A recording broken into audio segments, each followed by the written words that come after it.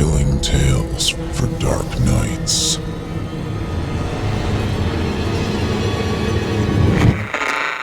Want to make sure you never miss a Chilling Tales for Dark Nights video again? Be sure to subscribe and hit that bell to turn on notifications.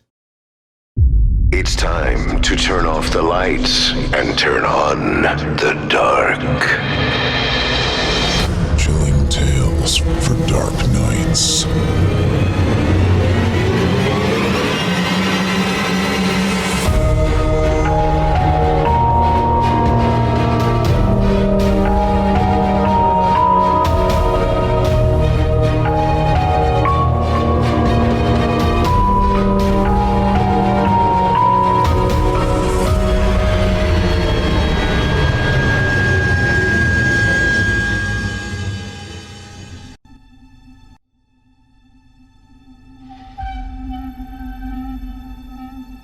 Good evening, listener.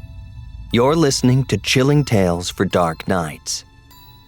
On tonight's edition, we invite you to leave behind your safe reality and descend with us into the frightening depths of the most terrifying imaginations with an audio adaptation of frightening fiction about conscience and curses.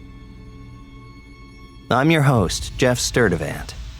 And tonight I'll be your guide as we traverse the dimly lit corridors of your darkest dreams. It's just you and me tonight, and we'll be bringing to life the frightening fiction of excellent author R.K. Kombrinck. Now, get your ticket ready, take your seat in our theater of the minds, and brace yourself. It's time to turn off the lights and turn on the dark. Our tale this evening is written by R.K. Kombrinck and performed by myself. In it, we join a man who finds himself a victim of circumstance. Only his circumstances are about to get worse. Now, without further ado, I present to you On Powdered Wings. Glenn felt an unpleasant tickle at the nape of his neck. He reached back and swatted at the spot, too late to catch whatever had lit there. He looked around the room, checking to make sure the window was shut. Goddamn bugs. He turned back to his monitor and frowned at the rows and columns of numbers that spread across it. His eyes were burning and watery from going over the sums and balances again and again. Child support, 2 high-interest loans, his car payment, his ex-wife's car payment, the mortgage payment on a house he no longer lived in, and the rent on a shitty apartment. Glenn heaved a growling sigh and pushed away from the desk, rubbing his eyes. He started for the kitchen to get some more coffee when something small and dark flew at his face and batted against his cheek. Startled, he threw his arm up defensively and let out a yelp. He staggered back a step, jamming painfully against the edge of the open closet door. Ah, Christ. Stumbling away from the closet, he plopped down onto his bed and tried to rub his back where he'd collided with the door. He looked around the room again, and this time spotted the culprit, clinging silently to the curtain across from him. It was a big, black moth. Its wings flexed insolently, taunting him. Glenn glared at it. His jaw clenched and his eyebrows drew together. In that moment, all his problems, small and large, somehow became the fault of the calmly quavering insect on the curtain. He searched the floor for something to kill it with, and found a wrinkled apartment guide peeking out from beneath the bed. He leaned forward and grabbed it, rolling it up as he stood. He moved toward it, pushing through the dirty clothes on his bedroom floor. He stood, transfixed for a moment, watching its black wings and its barely visible, twitching antennae. It seemed entirely indifferent to his presence. It mocked him with its nonchalance. Fury bloomed in his cheeks and forehead. He shouted and swung the magazine with hysterical force at the curtain, pounding at the spot the moth clung to. It was too fast for him and anticipated his strike. It took off from the curtain with a casual flutter of its wings and floated gracefully to the ceiling. Meanwhile, in his violent zeal, Glenn had managed to step on the curtain, where it pooled on the floor, tearing it from the rod. He let out a strangled cry and spun around. His heart was pounding. He was dizzy and his head ached. The moth was now nestled comfortably against the screen of Glenn's computer monitor. You weren't even close. Glenn pulled his arm back, ready to pulverize the dusty intruder against the screen when a moment of clarity crowded its way past the rage. All you're gonna do is wreck your computer, and then what? Then when it lands on your TV, you gonna smash that in too? How about your mirror? Let it go. Glenn let the apartment guide slip from his fingers. His head was throbbing. He winced, kneading his temples, and lurched out of the bedroom, flipping off the light as he passed. In a small kitchenette, Glenn poured himself a lukewarm mug of coffee. He took a swig and grimaced. He refilled his cup and made his way into the front room of the apartment. With a groan, he settled gingerly into a ratty thrift store easy chair. For a $20 piece of trash, it was surprisingly comfortable. He leaned his head back, closed his eyes, and took another drink. He thought about the business with Alvita Criado. It had been very unpleasant, and the memory dragged the corners of his mouth down into a scowl. It had started a few weeks earlier when a man named Efren Criado, a man Glenn had never met, seen, or heard of, died of a sudden heart attack. After submitting a claim for his $250,000 life insurance policy, his widow Alvita received a letter, drafted by Glenn from within his small gray cubicle, stating that her husband's policy had unfortunately been rescinded. The heart attack had been caused by a congenital defect, which hadn't been disclosed on the original application.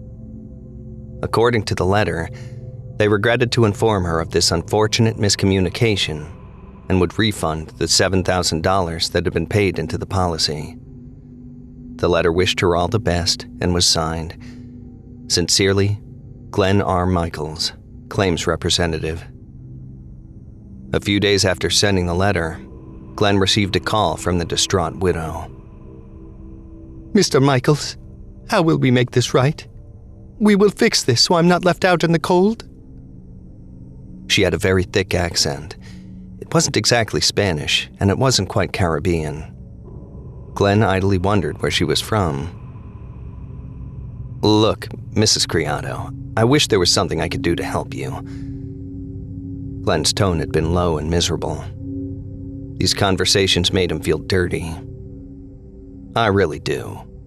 The problem is that your husband's condition wasn't disclosed on his application, and therefore wasn't considered when assessing his risk. If they can't properly assess the risk, then, unfortunately, the policy is considered falsified. I'm sure it wasn't intentional, but that's the way they view it. I'm very sorry." Her voice had come back louder and shakier. "He did not even know he had this heart disease. How can you tell something if you don't know about it?" She'd begun choking back sobs. "How can you punish us for things we couldn't control?" "Mrs. Criado, I'm really very sorry." He had started to sweat, and guilt churned like acid in his stomach. "What you don't understand is that this is something I can't control either. If I could, I would love nothing more than to approve your claim, but those issues are decided by someone else in a different department, and unfortunately, they have the legal right to do so." Her sobs had been replaced by a derisive laugh then. "Huh. Legal right? We'll see who has the legal rights here, Mr. Glenn Michels. We'll just see." Then there'd been a loud click in Glenn's ear, and Mrs. Criado was suddenly gone. Glenn sighed as he hung up his receiver. He had a feeling he'd be hearing from her again, and 3 days later, he did. "Mrs. Criado? Alvida?" Glenn's tone had gone from professionally cool to defensive as soon as he realized who was on the phone with him. "I'll thank you to call me Mrs. Criado or nothing at all, Mr. Michels." The widow's emotions were in tighter control that day, but Glenn sensed the roiling chaos that surged beneath the surface. It was a slight wavering tremor in her voice that betrayed her calm facade. "Okay then, Mrs. Criado. I'm not sure what else there is for us to talk about. I told you when we spoke the other day." "You told me nothing. I'm only calling today to ask you for your supervisor's name and extension, please." Glenn gave Mrs. Criado the information and was promptly hung up on. He'd felt better. She was in someone else's hands. She would almost certainly threaten a lawsuit, and she'd be calmly invited to go ahead and do so. Any half-competent lawyer would explain that she had no case, and that, presumably, would be the end of that. Glenn had gone back to his paperwork after that, a tiny grin surfacing as he imagined the tongue lashing that Steve, his supervisor, was going to receive. Several more days went by quietly with no word from the widow, and Glenn figured the situation had been put to rest. Then she showed up at Glenn's office, appearing right outside his cubicle like a sudden storm. Glenn had been sitting at his desk, writing an email to his ex-wife's attorney. Lisa was petitioning to raise the amount of his child support payment, when a voice called from behind his back, a familiar voice with an unmistakable accent. "Mr. Michels? Turn around, please. I want to see the face of the man who would steal from me." Glenn couldn't believe it. How did she get in here? A person had to have a security badge to get into the office, unless they had an appointment. And she most certainly did not have an appointment. Not with him. Reluctantly, Glenn spun around on his swivel chair. He was very nervous. Scared, really. Alvida Criado did not look at all the way Glenn had imagined her. He had pictured a hunched-over old lady in a shawl with gray hair, maybe pulled into a bun. The woman who stood before him that day was none of that.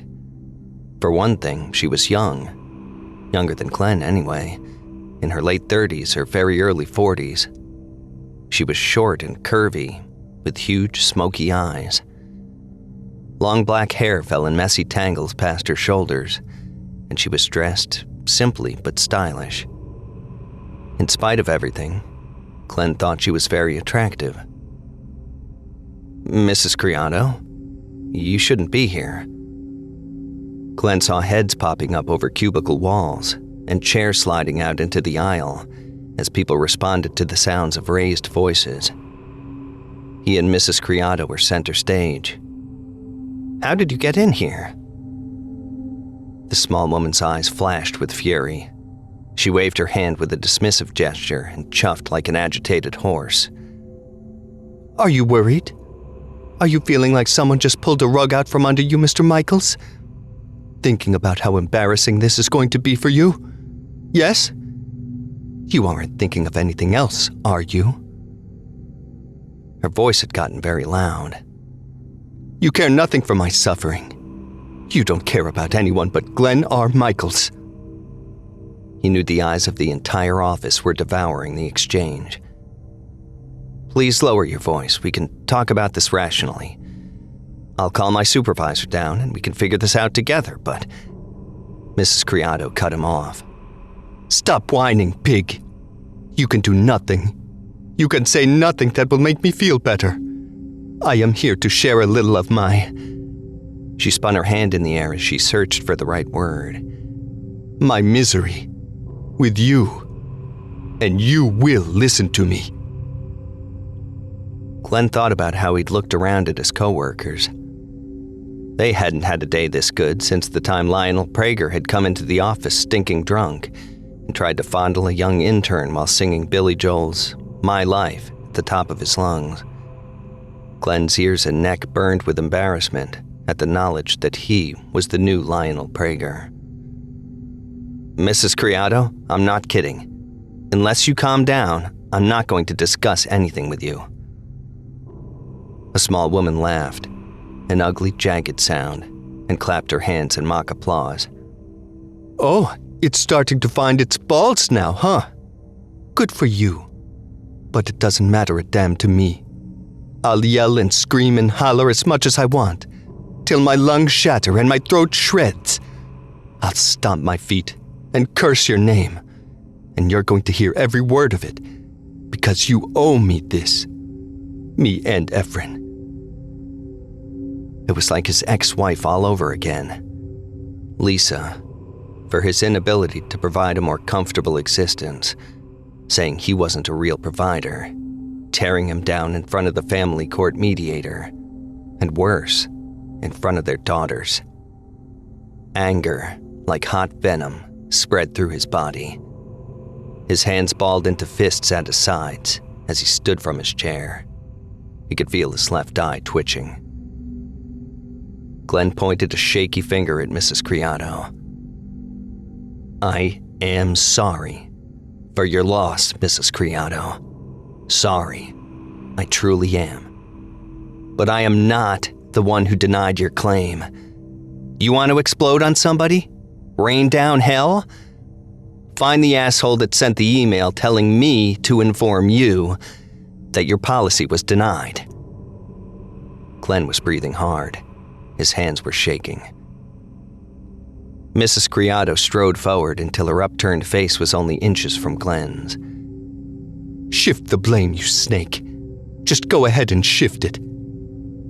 She was shouting now. The letter had your name on it. Or the one and only asshole I want to rain hell down on. My husband put his faith and his hard-earned money into your worthless company, thinking that, if anything should happen to him, I would be cared for. Your letter. Yours. Shit and pissed all over him. We gave you your goddamn money back. Glenn's voice had matched Mrs. Criado's in volume. You can't say we cheated you. We gave back every penny you paid us. You mean you flung it back in my face as if we weren't good enough for you to keep your promises to? That's barely enough to cover his burial. How am I supposed to live now? What am I supposed to do? Mrs. Criado reached forward and grabbed double handfuls of Glenn's shirt and tugged violently at him, her knuckles pressing into his soft belly. Get a fucking job, I guess. Without thinking, Glenn shoved Mrs. Criado hard. She stumbled backwards a few steps, losing her grips on his shirt, and tripped as her feet tangled together. She went to the ground, landing on her ample behind with a soft thud, and a collective gasp swept through the crowd of gawkers. Mrs. Criado's dark eyes went wide with shock for a moment, before narrowing to furious black slits. Somewhere across the office, a door opened, and the crackle of hurried, heavy footsteps approached. Someone had called security. Mrs. Criado stood and swept her gaze across the room, meeting the hungry eyes of each curious face that regarded her. She straightened her shirt, tugging it out from beneath her bosom, and dusted off the back of her pants. Then she turned back to Glenn. You will not hear from me again, Mr. Glenn Michels. I will not call you, or write you, or visit your office anymore. Mrs. Criado, please. I'm so sorry. Glenn was suddenly filled with dark, heavy shame. He couldn't believe that he'd put his hands on a woman, a widow, grieving the loss of her husband. A widow who was angry over what could rightfully be seen as an underhanded trick by the insurance company to screw her. If Lisa were here, she would sneer and say she wasn't surprised at all. But Glenn was. He would never have thought in a million years he was capable of such a thing. I didn't mean to push you like that. I'm really so very sorry about all of this. His cheeks were burning, but the rest of him was ice cold. The apology hung in the air between them as a tall, skinny security guard burst into the aisle. "Is there a problem here?" All eyes now turned to him, and somewhere, behind a cubicle wall, someone snickered. Mrs. Criado spat a frothy glob of saliva to the floor. Her eyes, filled with contempt, locked on Glenn, who stood looking at the ground, unable to meet her gaze. "There isn't any more. Not for me." "Okay, but I'm gonna have to escort you out now, ma'am." The security guard stood, watching her nervously. "Follow me this way, please." Mrs. Criado turned a vicious eye on the young guard, as if noticing him for the first time. He chewed his lips, uncomfortable in the heat of her scrutiny, but did not look away.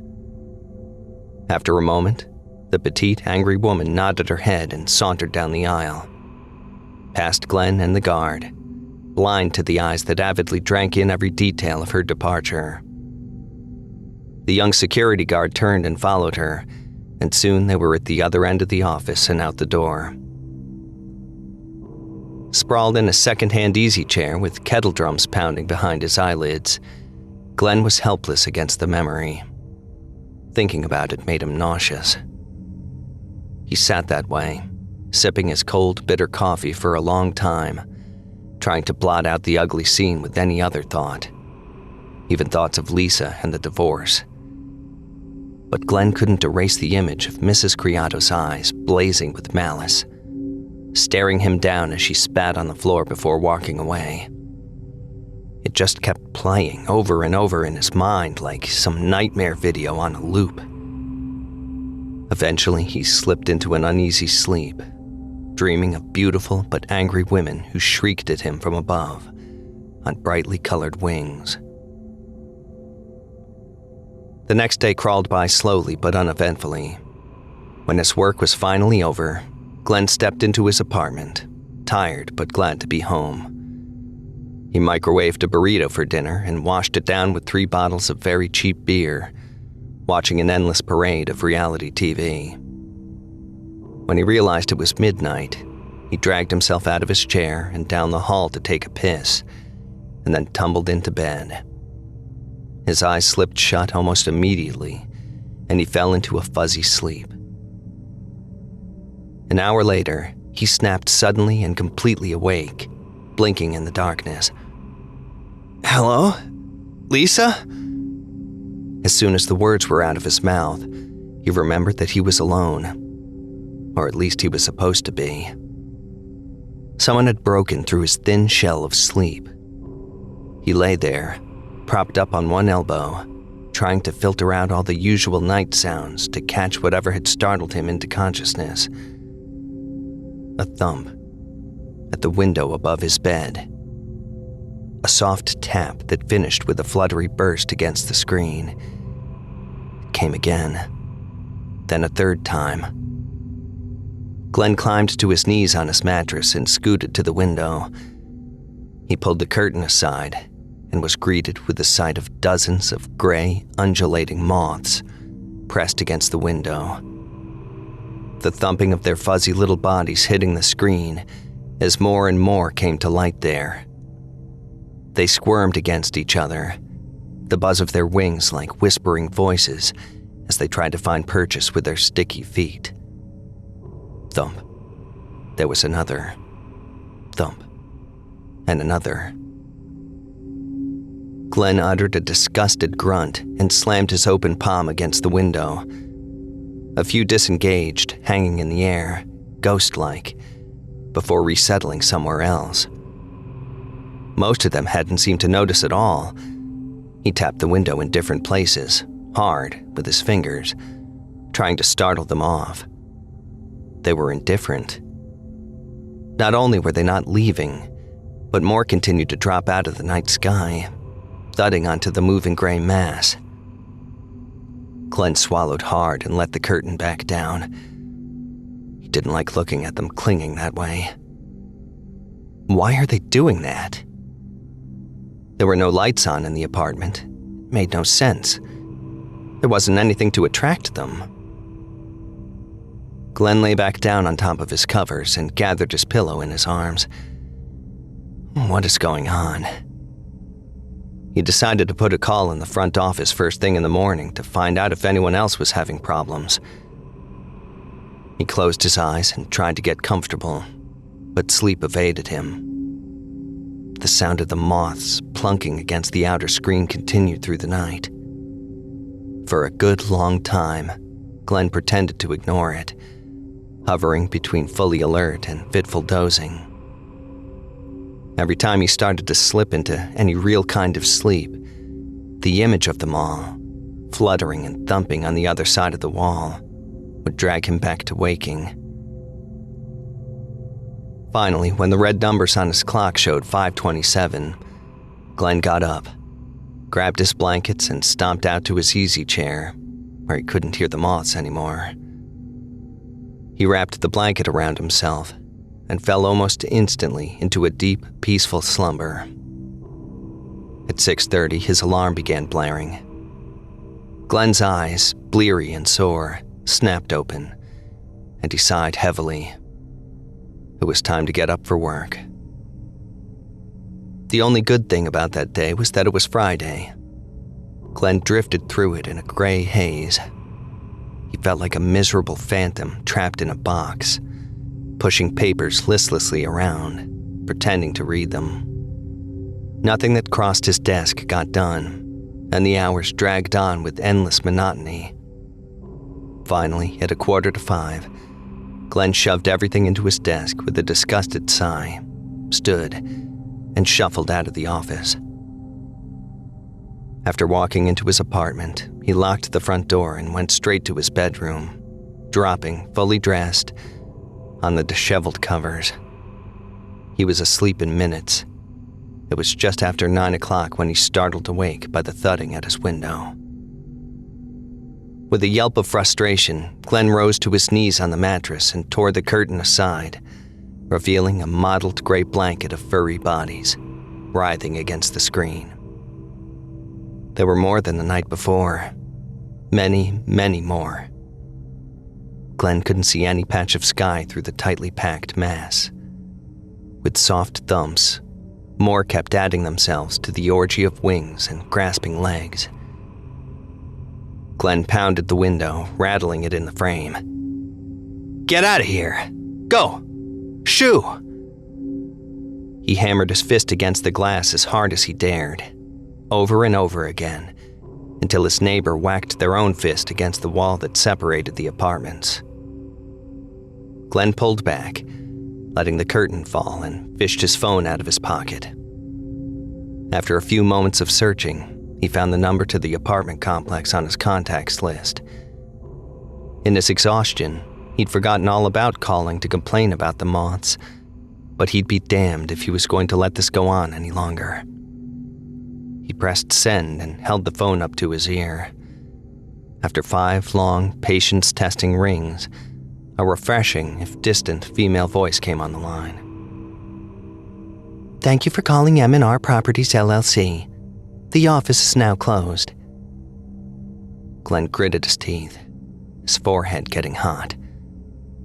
"Our business hours are Monday through Friday, 9 a.m. to 9 p.m., Saturday, 10 to 8, and Sunday, noon to 6 p.m.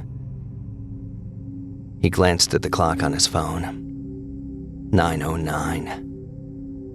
"If you have questions about availability in any of our communities, or would like to schedule a walkthrough, please leave your name, number, and a good time to reach you. If you are a tenant with an emergency maintenance issue, please call our on-call service at..." With enormous effort, Glenn managed to keep from dashing his phone to pieces against the wall. He thumbed the end button and tossed it on the nightstand. For the second night in a row, he found himself gathering up his blanket and going out to the living room to sleep in his easy chair. "At least I don't have to get up for work, thank Christ." He curled up, blanket clutched tightly to his chin, and tried to find his way back to sleep. He spent some time seething there in the cool dark of his living room before it finally came, bearing bad dreams. The next afternoon, after waking up groggy and out of sorts, Glenn called the management office back. This time, the pleasantly cool, feminine voice was alive. It's a great day at M&R Properties. This is Whitney. How can I help you? Suddenly, with the silky voice of the receptionist in his ear, Glenn felt embarrassed about his problem. What was he supposed to say? Hi, I'm calling because a bunch of moths, really nothing more than ugly butterflies, are keeping me up at night. Can you help me with this? In the light of day, after a couple cups of coffee and a shower, it sounded absurd. His ex-wife had humiliated him enough over the course of their marriage and divorce. He didn't need to do it to himself. Sorry, he mumbled. Wrong number. Glenn slipped his phone into his pocket and went into the bedroom. He crouched on his bed and shoved the single-panel curtain as far to the left as it would go on its rod. He examined the window, trying to understand what was drawing the moths, which were, at the moment, completely absent. He ran his fingers along the edges, looking for gaps through which his air conditioning could slip. He didn't know if cool air would attract them or not, but it didn't matter because his window was well sealed. He wondered if there was a strange smell that was getting their attention. He leaned his forehead against the glass and sniffed. Just the usual musty mildew smell. Nothing out of the ordinary. He let the curtain fall back and climbed off the bed. As he headed back into the hallway, he glanced back over his shoulder at the window. This has been the weirdest week. With the moths stealing his sleep and the Criada woman terrorizing him with her grief, Glenn hadn't felt so drained since his wife had asked for the divorce. He thought maybe he'd go call the kids. That would lift his spirits. Either that or it would make him feel worse. He settled back into his chair and dialed his eldest daughter's number. When her voicemail picked up, Glenn clicked the phone shut and sighed heavily, a lump in his throat. He turned on the TV, letting its vacuous nonsense anesthetize him. This went on through Glenn's dinner of bologna and cheese on bread, with a side of 4 beers, and continued afterwards until he fell asleep in front of the nattering television. Glenn woke on Sunday with a slime of drool dribbling from the corner of his open mouth and a crick in his neck. He'd slept the whole night through, free from moths or dreams. Just this slight change made the day feel like a fresh start. He decided to go out and take a drive. He showered, dressed, and stepped outside his apartment for the first time since coming home Friday night. It was a beautiful day. The sun was high and the humidity was low. A sweet breeze blew across the front step, and Glenn smiled for the first time in weeks. After a day spent cruising around town with the windows down, running errands and enjoying the weather, Glenn returned home with Chinese food from the place up the street. He ate with the radio on instead of the TV, and only had 1 beer. He didn't feel any anxiety until it was time to go to bed. Glenn was afraid of laying down in his room and having his first good day in ages ruined by an army of tiny flying intruders knocking at his window. He thought about it for a while, and then decided to make his chair comfortable, with a sheet, his pillow, and a blanket.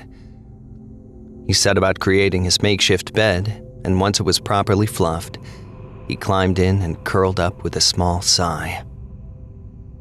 The sheet was cool against his bare back, and the blanket settled around him. Glenn closed his eyes and soon drifted into a peaceful sleep. He woke up sometime later, panting. Something was wrong. After a few seconds, he realized he was hot, coated with a sheen of sweat, his blanket twisted around his body. He sat up in the dark, the sheet sticking to his back, and looked around, confused. Why is it so goddamn hot in here? He tried to disentangle himself from his damp cover, struggling to yank it out from beneath him. He swept his phone up from the table beside him and stood with a grunt, looking at the screen. It was 2:33 a.m. "What now?" he asked the empty room with an angry sob. "What is it now?" The boxy little apartment had become an oven, roasting Glenn like a chicken. The air conditioner. Glenn realized it was making an unpleasant buzzing sound. He blundered across the room to where it stuck out from the wall. There was no cool air blowing from it, just the stuttering, mechanical rattle of something breaking down. Glenn smacked it on the side with his palm.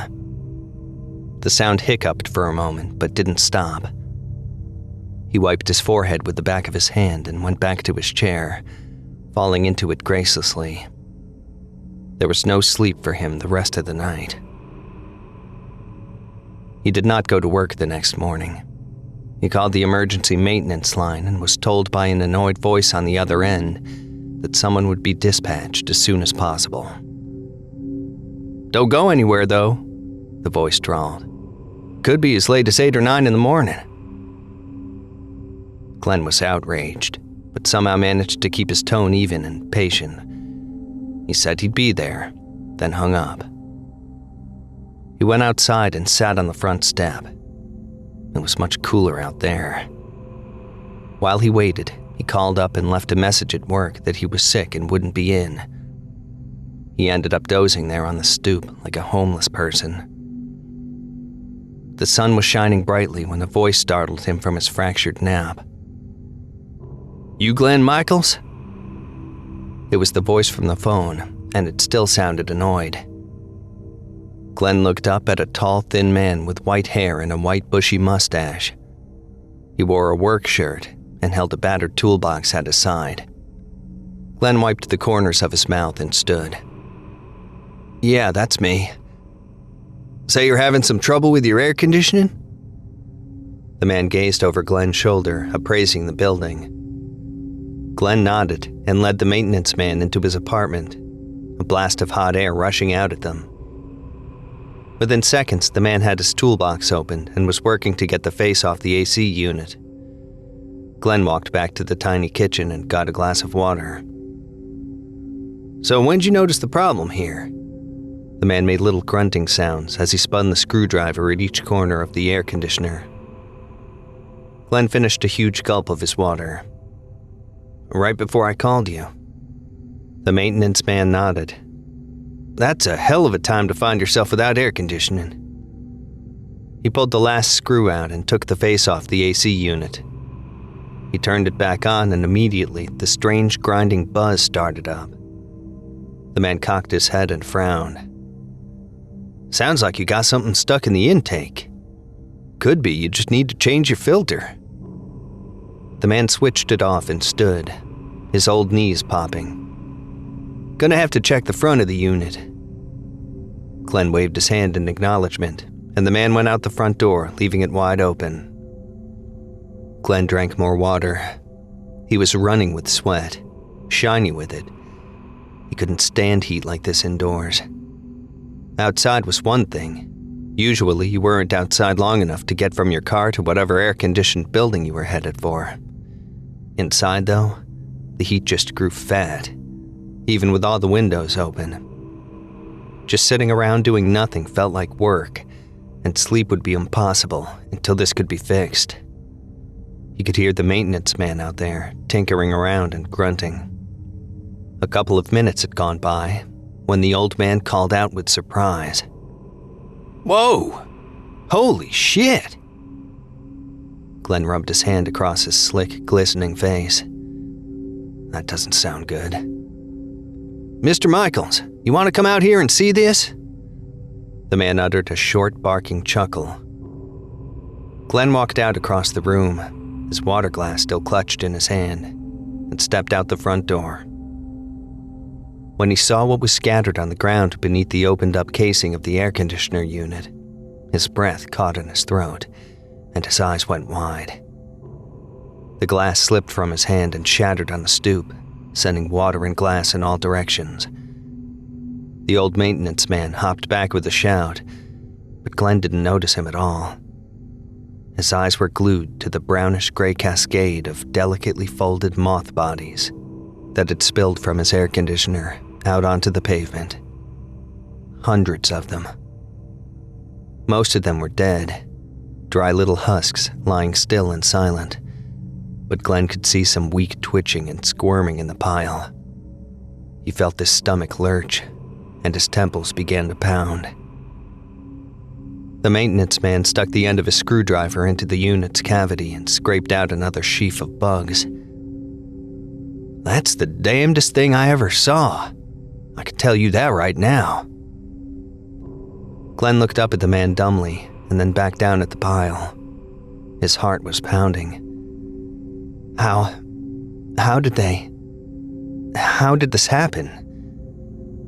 The maintenance man shrugged and scratched at his mustache. "Well, thing is, it's not uncommon that you get a few bugs in the air conditioner. They fly too close or crawl on it. Whoosh, sucked right in. But I ain't never seen anything like this before. Never. They must have just kept following each other in. You know, maybe to mate? Pheromones, they call it?" Glenn raised his eyebrows.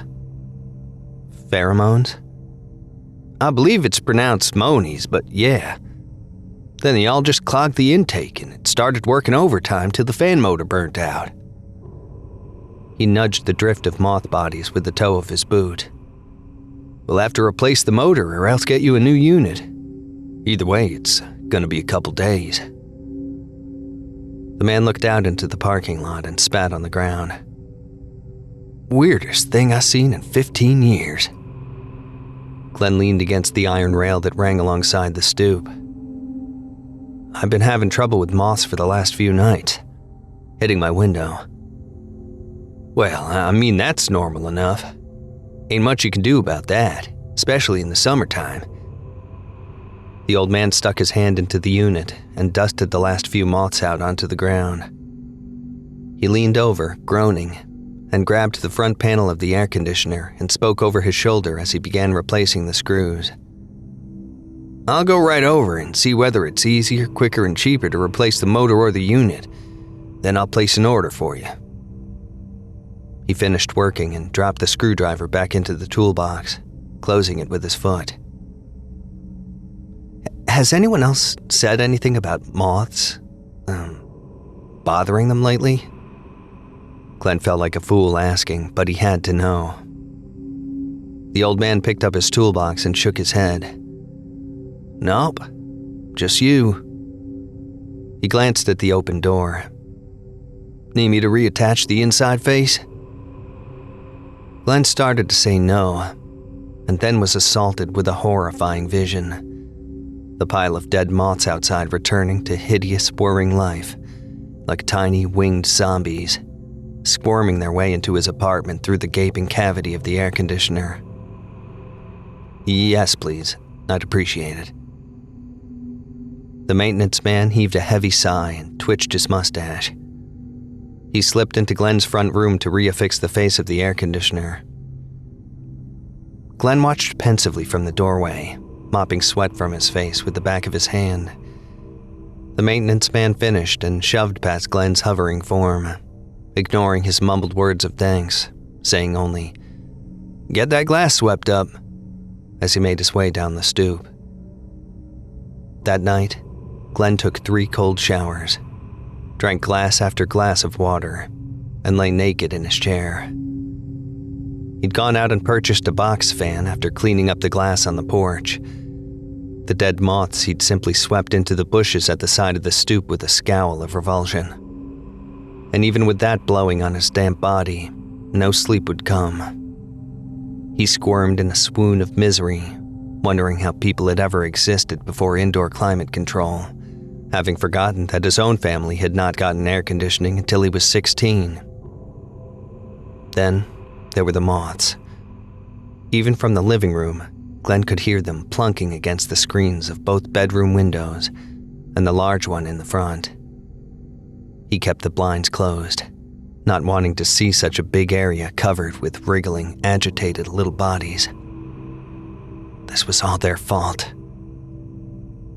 Glenn knew it was crazy, but sensed they were doing this on purpose. Those filthy, scrabbling little insects were trying to drive him crazy with sleep deprivation. Back in his chair, the cool water from his showers had been sucked into the stifling air. He closed his eyes and tried to relax, but sleep was beyond reach, and the heat held him tightly in its dry embrace. When morning came, exhausted and sore though he might be, Glenn was relieved to be heading to work.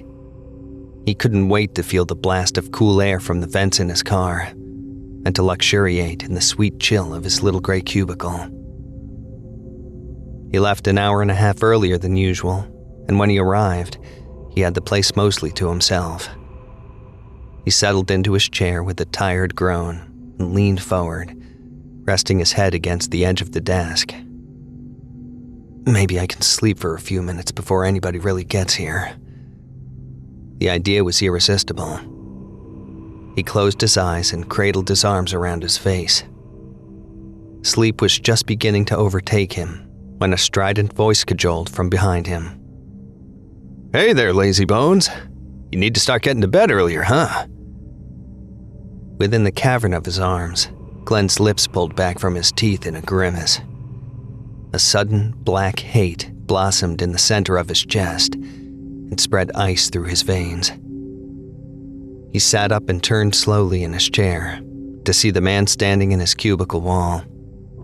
The man's goofy grin retreated when he saw the look in Glenn's eyes. "Need something, Ernest?" Glenn's voice was all gravel and broken glass. No, not really." Ernest rubbed his nose.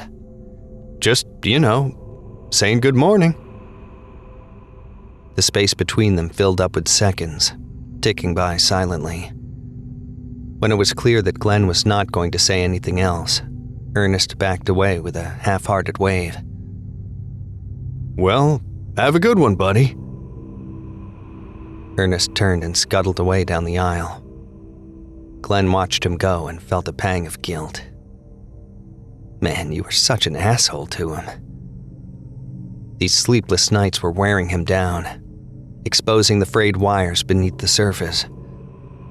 He would have to be more careful how he reacted to people. He made a mental note to stop by Ernest's desk later to throw a couple minutes worth of small talk his way, just to show that everything was okay. With his shot at dozing gone, Glenn decided he might as well start working. He slid the center drawer of his desk open, looked into it, and screamed. There was a huge black butterfly, dead, lying on top of his legal pad. Its delicate wings were spread open, at least 7 inches from tip to tip. Glenn stared down at the bug, vaguely curious as to whether anyone would come over to find out why he'd cried out. But it didn't really matter. All that concerned him at the moment was the butterfly. He looked at it for a long time, his stomach churning as he tried to understand its meaning. He marveled at the creature's beauty. It had 2 sets of wings, an upper and a lower, velvety black with charcoal gray striations spreading across them like veins. Instead of reflecting the fluorescent office lights, the wings seemed to swallow it up greedily. The body itself, furry and thick, was also black, except for the head, which was a vibrant, violent red. Long white antennae hung limply to either side. For a relatively small thing, it cut an imposing figure. Glenn's heart pounded. It felt like someone was knocking on the inside of his chest, desperate to get out. How was this happening? Where did the butterfly come from?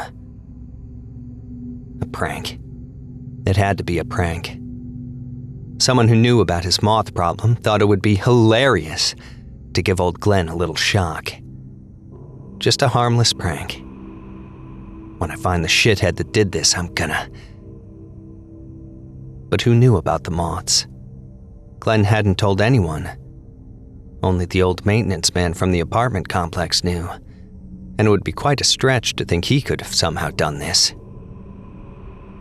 Glenn's head hurt, and he couldn't look at the dead butterfly any longer. He didn't want to touch it, but he certainly couldn't leave it in his desk all day. He reached into the drawer and gingerly grasped the barest edge of one wing between his thumb and forefinger, repulsed by the gritty texture. He lifted the thing, tiny flecks of powder drifting from the paper-thin wings, and dropped it in the garbage can. It landed with a heavy, unpleasant thud. Glenn was glad he couldn't see it anymore, but felt a peculiar sense of unease at having thrown it away. It felt disrespectful somehow, almost sacrilegious. He turned back toward his desk and was startled again, silently this time, by something else in his drawer. Something that had been hidden beneath the butterfly's body. It was a small newspaper clipping. He picked it up and read it, his mouth dropping open slowly as he realized what it was. He stood up, the paper dangling between his fingers, and looked out across the office. It was still early, and only a couple more of his coworkers had shown up. The place was still mostly deserted. Glenn sank back into his chair and looked again at the clipping. It was a copy of Ephraim Criado's obituary. How did she get in here? A chill raced down Glenn's arms, making the hairs stand on end. He looked back down at the obituary in his hand. There was no picture of the deceased, and precious little text. It gave his name, age, date of his death, that he was a resident of Shaker Heights, that he left behind a devoted wife. How devoted? Glenn thought about the butterfly that had been lying on top of the obituary in his desk. Thought about the moths in his air conditioner. That happened after he'd left the bedroom to escape their incessant tapping at the window and discovered he could sleep, more or less soundly, in his chair. He'd made a move, and they countered with an escalation. As he stared down at the limp newspaper clipping, an impossible idea began to form. Ridiculous, but obvious. His chill deepened, and he turned to scan the office, suddenly feeling watched, as if by dark, accusing eyes. Then logic snapped back like a rubber band in his mind, and he strained away from such a ludicrous premise. He looked up and around his cubicle to verify he was still awake, still in the real world. Looking at the solid, mundane artifacts of his ordinary, sad sack life, Glenn realized that the only obvious thing, the most obvious thing of all right now, was that he felt very guilty about everything in his life. His marriage, his kids, his work, and the thing with Alvida Criado. It was clear that all that shame was taking deep bites out of him, every day, and he was letting it. He needed to do something to allay some of that shame. Something to make him feel a little less like a piece of garbage. Maybe I should just call her. The idea had a simple childish appeal at first, but he realized quickly it was a bad one. Call her? And say what? Hello, Mrs. Criado. Glenn Michels here. I wanted to apologize about the way my company treated you and your late husband. See, I'm going to be a little crazy over here since my wife kicked me out of my house for being a loser, and it would make me feel a lot better if you could just forgive me. You cannot bother this widow and fling her husband's death back into her face to soothe some ridiculous delusion you're having. That's why. It would be cruel. He went back and forth on the idea for hours, feeling both selfish for wanting her forgiveness, but desperate to have it. Finally, at the end of that long, disorienting workday, Glenn pulled up the Criado's information in the system. He scanned the information: phone number, address, policy number, adjuster code, and stopped on the last one. Who had been their adjuster? Who'd been the one to deny this? Beside the code were 3 initials. LMS. Linda Mary Schmidt. Linda. She was the one who had found the loophole in the Criados records that allowed the company to deny their claim. What a bitch. On a whim, Glenn scribbled her name onto a piece of paper with the Criados information and folded it up, shoving it into his pocket. He didn't expect to use it, would in fact probably throw it away as soon as he walked in the front door. But for the moment, it seemed to calm his paranoia and ease his breathing. That night, Glenn fell asleep comfortably in his chair. The maintenance problem had found a working AC unit in storage and switched it out with Glenn's. It had been pumping out cold air full blast when he walked in that evening, and Glenn allowed himself a moment of satisfaction. He set his keys, his phone, and the paper bag with the Criados information on the kitchen counter and got himself a beer from the fridge. He spent a pleasant evening in front of the TV watching a documentary on the History Channel about the Crusades, and at some point, drifted into a deep slumber, snoring contentedly. In the dream, he was getting a massage. Glenn couldn't see his masseuse, but somehow he knew it was a woman. He was lying on his back, and she was dragging her fingers across his bare chest, shoulders, stomach, and legs. She softly grazed her nails across his groin, and he felt himself getting excited. She let her fingers wander all over his face, and it started to feel a bit odd. She probed gently into his nostrils, stuck her finger between his lips, and stroked his closed eyelids. Then she took a spray bottle out from behind her back and began spraying lines of lotion all over his body. She didn't rub it in, but kept squirting it in loops and whirls. It tickled pleasantly. Then she began dripping it onto his face.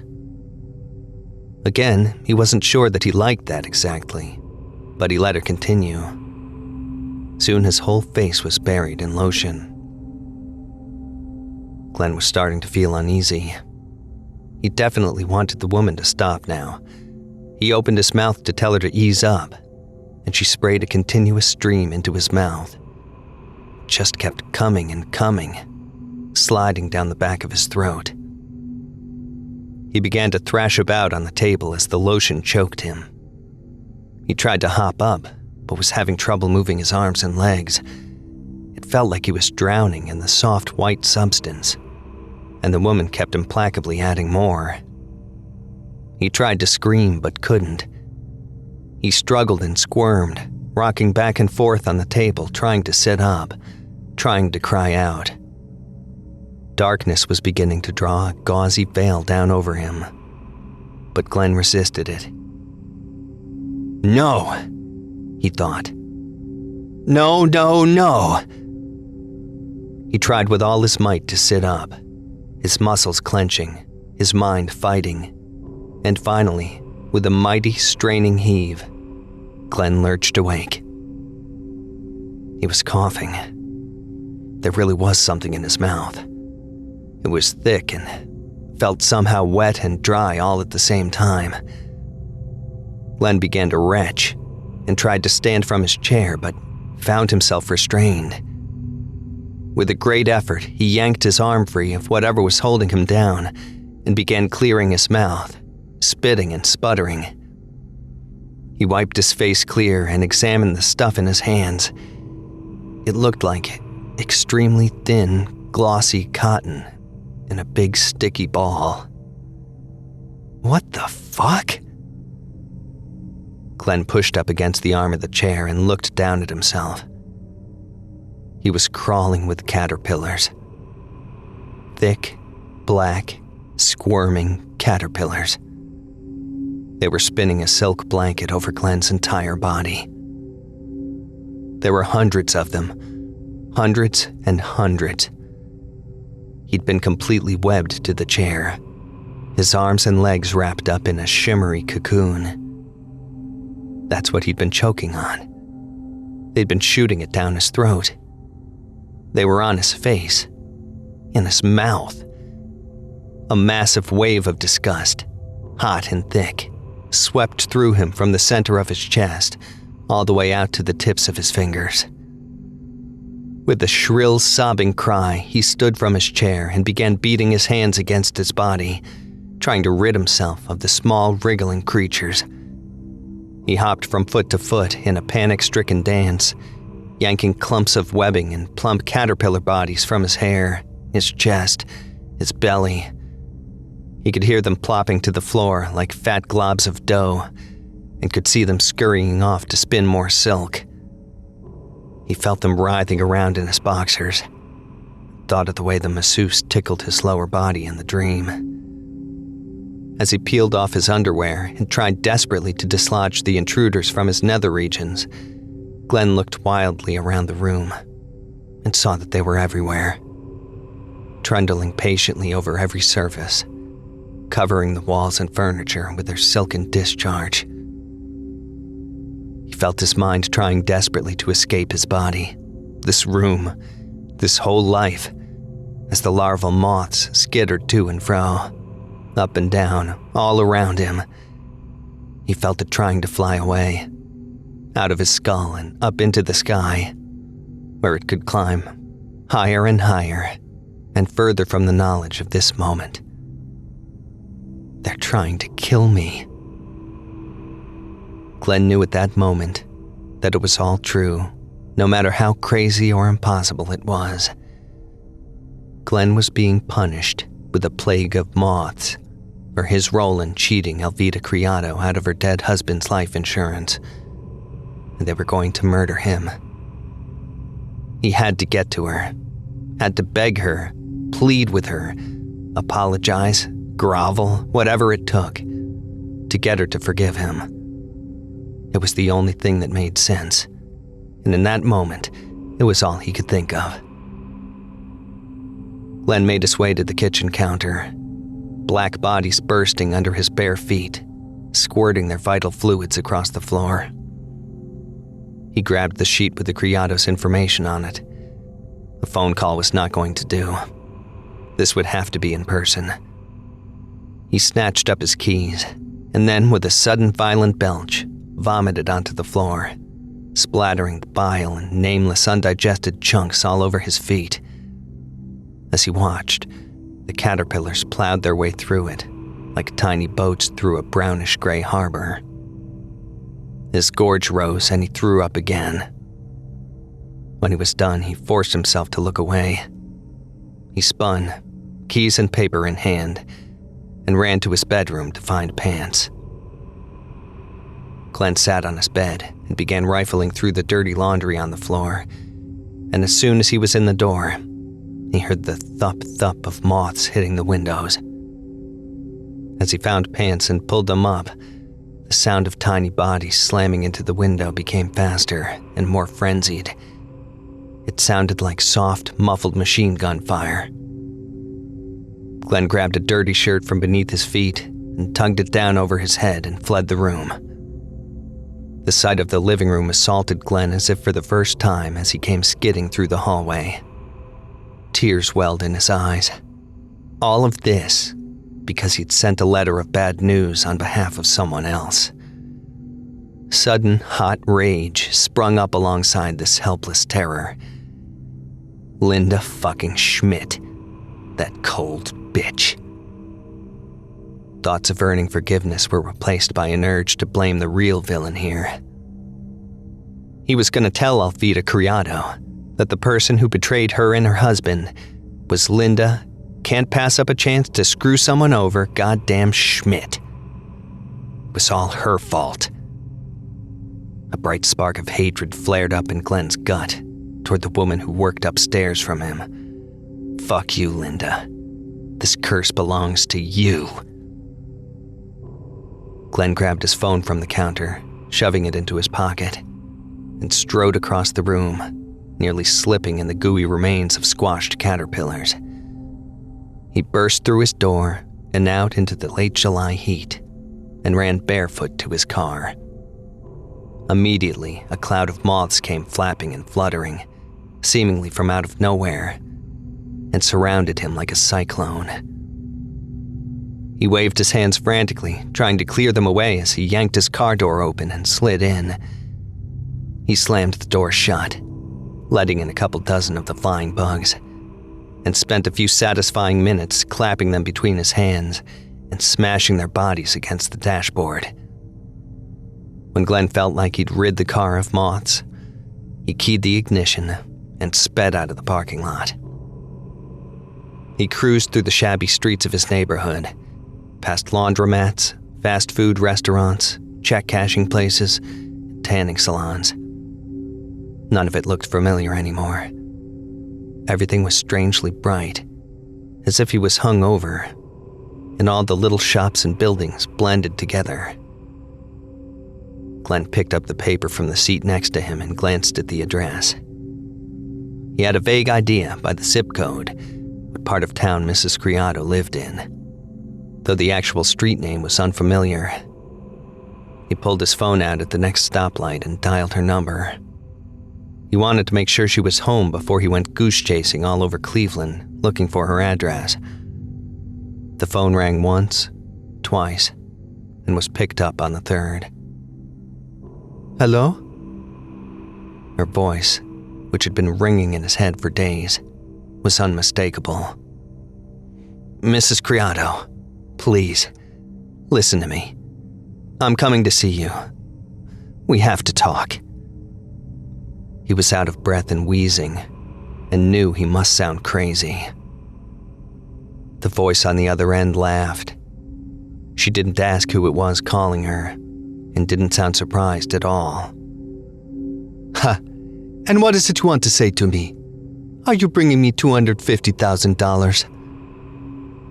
No, I'm sorry, no. I don't have any money, but... Then we have nothing to talk about.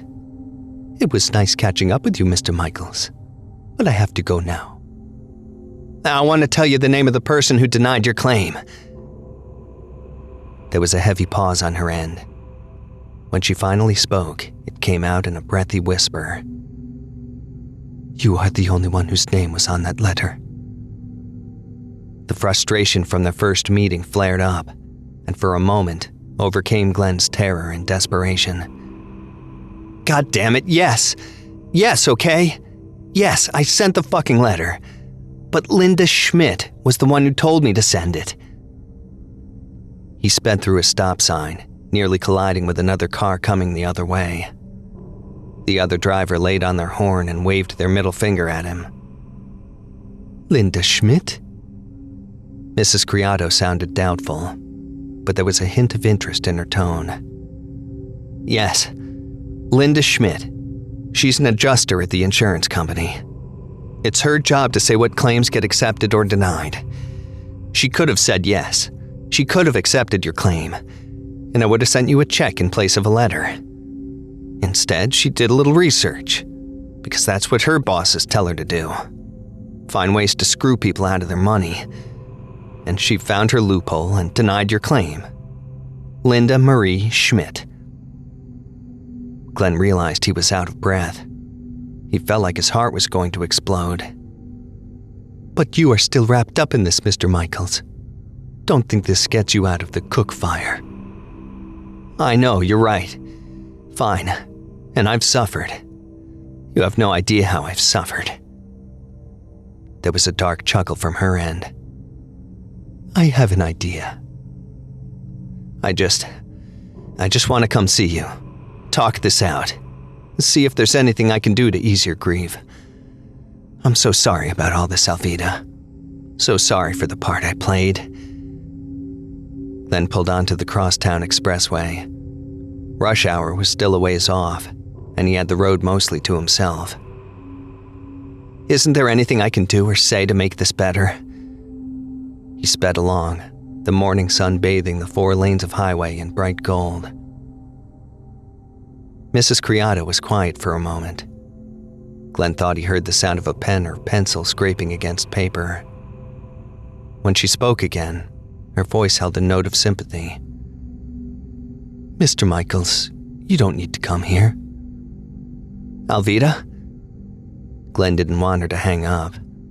Needed to know she forgave him. Please, I'm so sorry. Thank you for saying that. We will not speak again. There was a click, and she was gone. Glenn's breathing began to slow. His mouth hung open as he pondered her words. Was it over? She thanked him, and it sounded like she understood. Maybe that was enough. Maybe that was her forgiving him. Something dark hit the windshield with a wet thwack. Glenn started with a shocked little yelp. What the hell? A smear of orange and black, about 4 inches wide, spread across the glass in front of him. Oh, Jesus, no. Glenn looked up into the sky ahead. The sunshine became dappled with flickering shadows that seemed to jitter out of the clouds and down the road. Suddenly, another dark blotch smashed against the windshield, sending little greenish-white tendrils of liquid guts across Glenn's field of vision. The cloud of shadows was coming at him fast now. Monarch butterflies, thousands of them, descended upon Glenn's little car on powdered wings. Another, then another, and another began to splatter against the windshield. Glenn screamed and turned on the wipers, trying to clear them. He swerved across the 4 lanes. A pickup truck trying to pass him blared its horn and was forced into the grassy median. Glenn's car was now engulfed by a fluttering, sunset-colored whirlwind. He could no longer see the road through the mosaic of butterflies. Their vibrancy and beauty, even in death, struck Glenn with wonder, and he smiled as he took his hands from the steering wheel and pressed the gas pedal to the floor. He thought of his daughters as he sped, unseeing, toward the massive concrete side of an oncoming overpass. They would be okay. His life insurance policy was up to date and airtight. They would be well cared for. Everything was going to be okay. Hey, Linda, come here, you gotta see this. Linda Schmidt stood from her desk and smoothed down the hips of her pleated khaki slacks. It was Dan Rimmert, asking her to come over to the window. She made her way to the window where Dan stood, coffee cup in hand. A couple of other people had come over to gawk with them. What is it, Dan? She looked out to see what was happening. I don't know. Doesn't look like birds, does it? Locusts, maybe? Man, looks like that scene from The Swarm. You remember that movie? Linda did not. The only movies Linda enjoyed were love stories with happy endings. Dan was right, though. A huge wave of somethings was streaming across the sky in their general direction. As she watched, a bubble of anxiety began to swell in her chest. There was something ominous about that dark gathering of bodies undulating toward them. It seemed like an endless battalion stretching back for miles. They were starting to block out the sun as they got closer. She took a step back from the glass.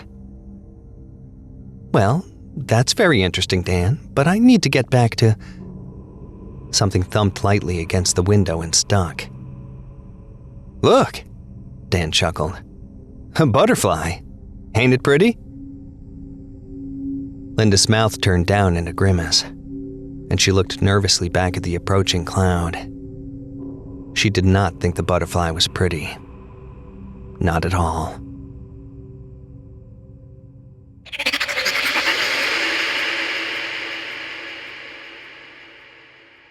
I hope you enjoyed On Powdered Wings, as written by R.K. Kombrinck.